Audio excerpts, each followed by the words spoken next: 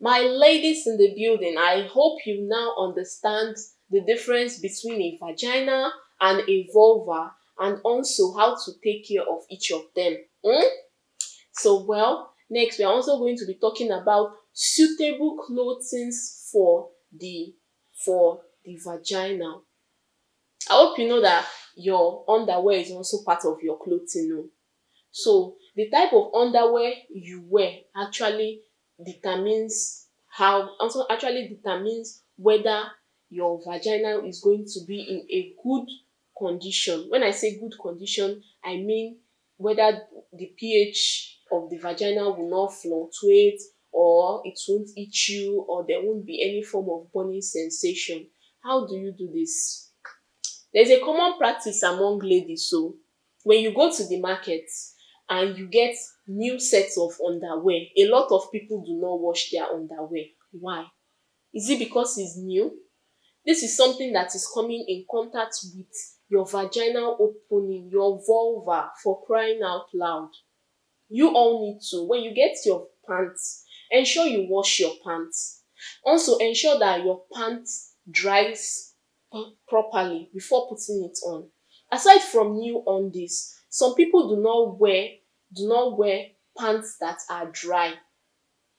Some people will get their pants and they will notice that the area that is going to come in contact with their vagina is still damp. You're not supposed to wear damp clothing, as damp clothing help to breed bad bacteria. Because I hear a lot of people saying, oh, I do this, I do that, I don't use public toilets, I don't sleep around, I don't sleep with someone without protection. How am I having this infection? And unknown to them, there are some little practices that they actually do that is actually causes this infection. So, well, another thing that a lot of people are doing that is very, very wrong is wearing their undies for a very long time. I hope you know that there are some people that wear their undies for 24 hours. So, do you know? There are some people that bathe once a day.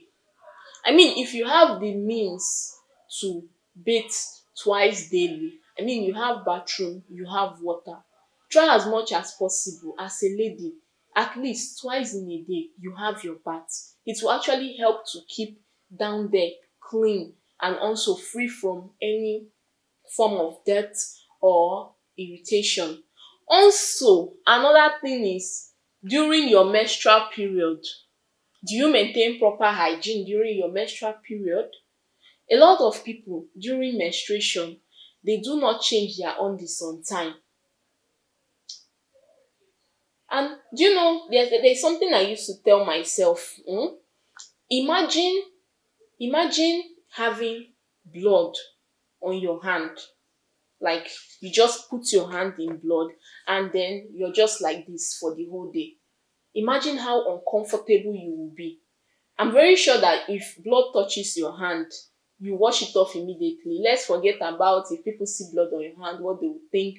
Let's just say maybe you're at home, blood touches your hand. Will you leave your hand like that? No. You'll be forced to wash it as soon as possible. Same way with your vagina. When you're menstruating, try to change your pad at least 2 to 3 times. For those who have heavy flow, they don't even need to even tell you to change your pad more, they don't even need to even tell you to change your pad more than 2 to 3 times, because body go tell you. That's just the simple truth. So some people that have very little flow take advantage of this thing, in the sense that they can wear one pad for the whole day, and it is wrong.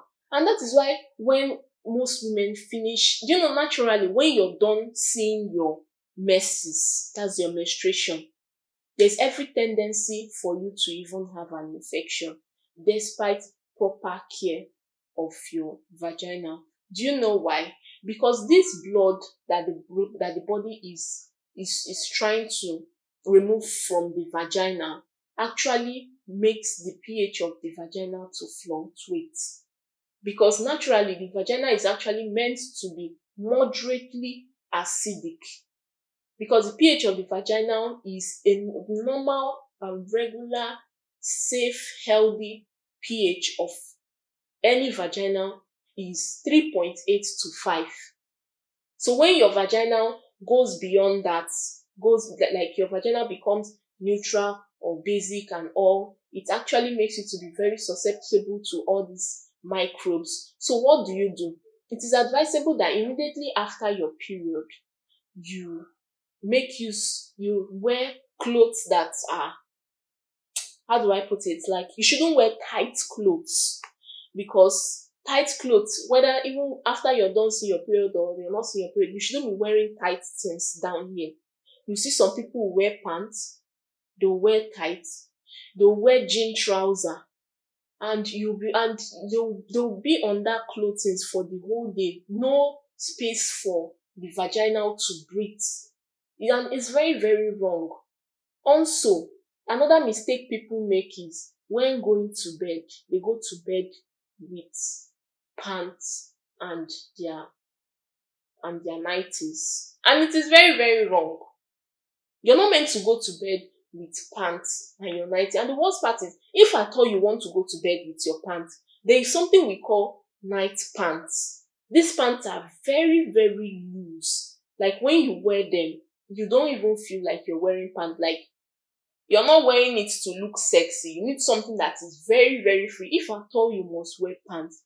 But if you're not going to wear pants, ensure you wear a free knicker when you want to sleep. Some people, when they want to sleep, they are putting on what do we even call this? A tight jean bomb short, jean to sleep. It's not right. I mean, it might sound crazy, or it might sound weird, but if you went to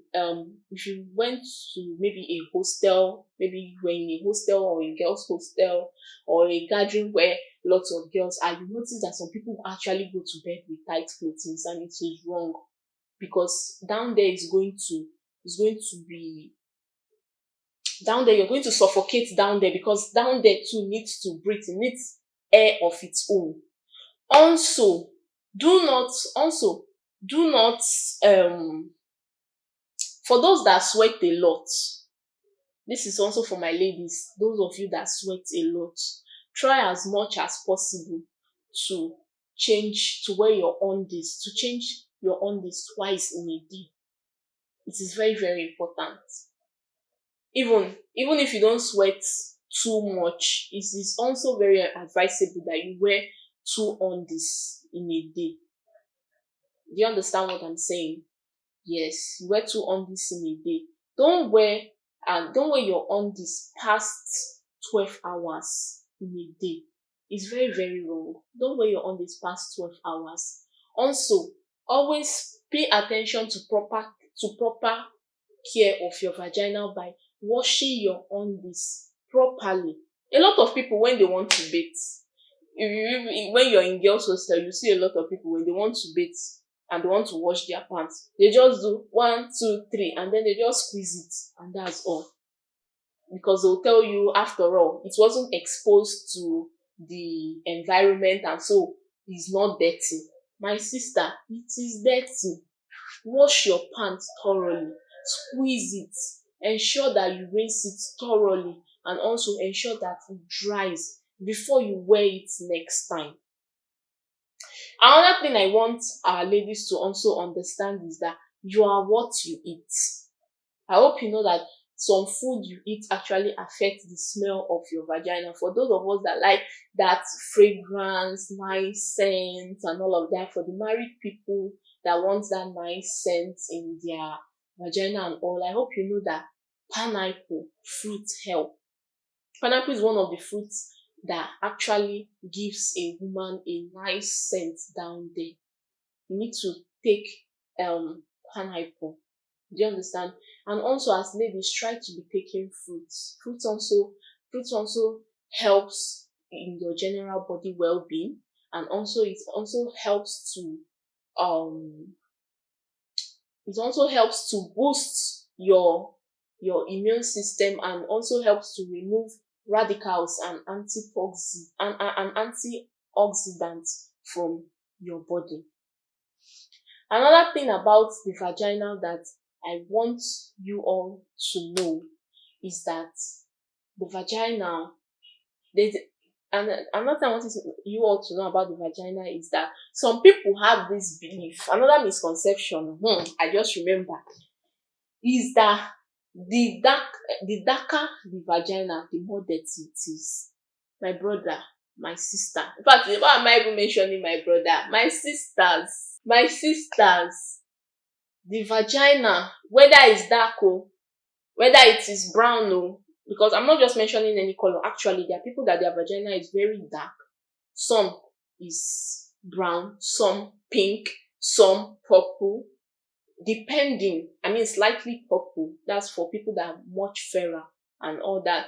It doesn't, whether down there is black or not, it doesn't mean that the vagina is dirty or there's something wrong with it. There's also a misconception that when the vulva is big, that means this person otilo, meaning say this person don dey move around with different people, and it is wrong. Hope you know that there are different shapes and sizes of breast. The same way there are different shapes and sizes of breast, that is the same way the female vagina and the female vulva, they are different shapes and sizes and color. The most important thing is always ensure that you pay attention to your vagina. Always maintain proper hygiene. Very important. Maintain proper hygiene. Ensure you clean yourself up. Another important thing which I just remembered now is many people when they go to ease themselves, this is how they clean. From back to front. From back to front, if you understand what I'm trying to say. And it is very wrong. When you want to clean your vagina, you clean your vagina from front to the back. Because when you clean your vagina from the back to the front, you tend to carry germs and bacteria from the back to the front. And then people will start to wonder, how did I get infection? So my sisters, please, we need to pay attention to our body. And another reasons, my dear ladies, why you should take care of your vagina is because if you don't take proper care of your vagina, it can affect fertility. I hope you know this, our vagina. Like I said, it is a muscular organ and it is like a canal. It is connected from the external genitals down to the cervix to the uterus. Is also connected to your urethra. In fact, the female organ is so connected, and that is why the parts you can see, you need to take good care of them properly so that it do not affect your fertility. And some people may be asking, how does this affect fertility, Pharm Chioma? My sister, it affects fertility. Okay, I'll give you instance. Take for instance, someone who has infection. I hope you know this infection we talk about. It is actually serious. So the fact that you have infection, you treat yourself and it goes. I hope you know some ladies have challenges with treating infection. Just as our faces are different, our bodies too are different. The way our body responds to medication and respond to whatever comes into our body differs. So aside from some women not being able to give birth, maybe because it's not yet their time, and some that maybe have committed let's say abortion in the past, or have lived a reckless life when they were younger, I hope you know that infection is also another thing that can cause a woman not to give birth. Yes, because we have different stages of infection, and some people, the infection in their body is so bad that it doesn't even show signs. It just goes in there and stores itself And when before the lady will discover that, oh, she has an infection, or maybe she have treated the infection and maybe got relieved of some of the symptoms or the signs of the infection, unknown to her that the infection is still there. That's why it's very important that once you are done taking your medication correctly, your infection medications correctly, go back and do a test. It's not you don't determine you do not have infection maybe again when you're no more seeing those symptoms. Go back and do a test to confirm, because this is your health. Prioritize your health. This is your health we are talking about here. So the lady might feel convinced that, oh, I'm free of this infection. Known to her, the thing has gone somewhere and has stored up. And then before she will know about it, it will be too late. And if you can go online, you can Google about it, you can check on more information about it. Infection not being properly managed or taken care of can actually affect the fertility of a woman. And that is the end of my health talk for today. I hope you were blessed by this health talk. And if you have any questions, and if you have any questions to ask me, just drop your questions in the comment section and I will gladly respond to you. So until next time, see you guys on Niaj Gospel TV. I love you, my ladies. Mwah.